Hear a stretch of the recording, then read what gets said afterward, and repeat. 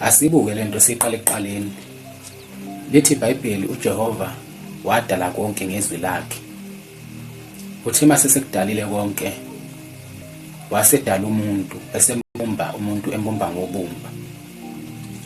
Uyacabanga ukuthi ngesikhathi uNkulunkulu ebumba umuntu ngobumba wathi asenze umuntu abe umfanekiso wethu. Kusho ukuthi uNkulunkulu lapho wayichaza ukuthi ngoba ekhanda umuntu nje umenza ukuthi efane naye. Kodwa futhi siyathola futhi ukuthi uNkulunkulu konke lokho okunye wayekudalwe ngezwi nje lakhe lomlomo. Manje awucabangi wena ukuthi lezi zinto sokuyikhuluma nje ngezwi lakho lomlomo ukuthi usukudala ngoba wena umfanekiso kaNkulunkulu wena. uNkulunkulu konke wayekudala ngezwi lakhe lomlomo. Mawusuka wena uthi awulungelwa lutho, akukufikeli ukuthi lento uyayidala, lesimo lesi sokungalungelwa lutho uyasidala ngamazwi omlomo wakho.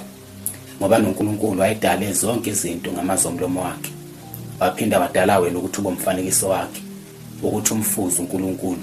Awucabangi yini ukuthi zikhona ezinye izinto uNkulunkulu ozomfuza ngazo njengakho nje ukuthi lonke amazwi akhulumayo ngomlomo egcine seyidala lento akade uyikhuluma?